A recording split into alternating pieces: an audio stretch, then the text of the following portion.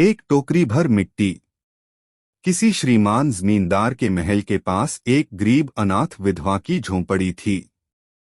जमींदार साहब को अपने महल का अहाता उस झोंपड़ी तक बढ़ाने की इच्छा हुई। विधवा से बहुतेरा कहा कि अपनी झोंपड़ी हटा ले, पर वह तो कई जमाने से वहीं बसी थी। उसका प्रिय पति और इकलौता पुत्र भी उसी झोंपड़ी में मर गया था। पतोहू भी एक 5 बरस की कन्याओं को छोड़कर चल बसी थी। अब यही उसकी पोती इस वृद्धाकाल में एकमात्र आधार थी।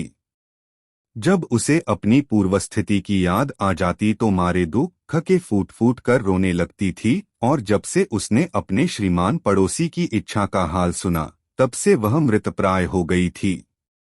उस झोंपड़ी में उसका मन लग गया था कि बिना मरे वहां से वह निकलना नहीं चाहती थी। श्रीमान के सब प्रयत्न निष्फल हुए, तब वे अपनी जमींदारी चाल चलने लगे। बाल की खाल निकालने वाले वकीलों की थैली गरम कर उन्होंने अदालत से झोंपड़ी पर अपना कब्जान करा लिया और विधवा को वहां से निकाल दिया।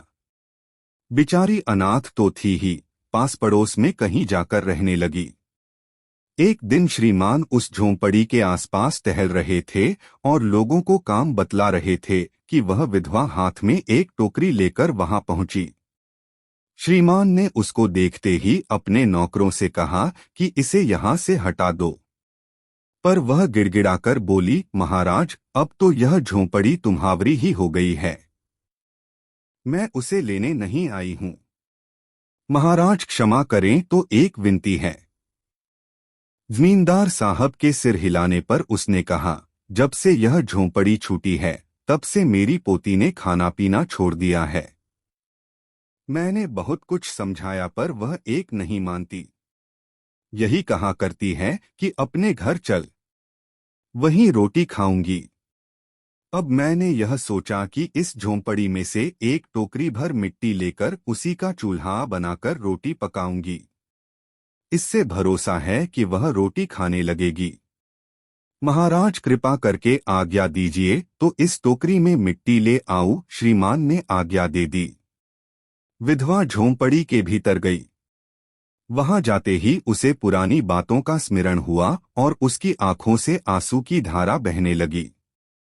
अपने आंतरिक दुख को किसी तरह संभाल कर उसने अपनी टोकरी मिट्टी से भर ली और हाथ से उठाकर बाहर ले आई।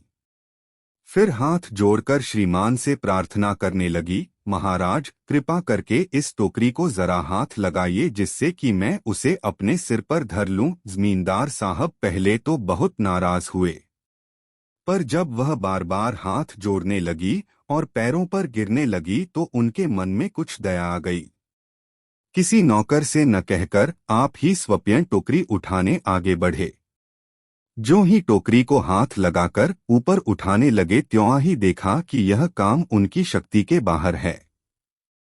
फिर तो उन्होंने अपनी सब ताकत लगाकर टोकरी को उठाना चाहा, पर जिस स्थान पर टोकरी रखी थी वहां से वह एक हाथ भी ऊंची न हुई।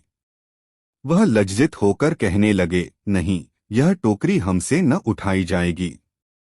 यह सुनकर विधवा ने कहा, महाराज नाराज न हो, आपसे एक टोकरी भर मिट्टी नहीं उठाई जाती और इस झोंपड़ी में तो हजारों टोकरियां मिट्टी पड़ी है। उसका भार आप जन्मस भर क्यों कर उठा सकेंगे? आप ही इस बात पर विचार कीजिए। जमींदार साहब धनमत से गर्वित हो अपना कर्तव्य भूल गए थे, पर विधवा के उपयुक्तर वचन सुनते ही उनकी आंखें खुल गईं। कृतकर्म का पश्चाताप कर उन्होंने विधवा से क्षमा मांगी और उसकी झोंपड़ी वापस दे दी।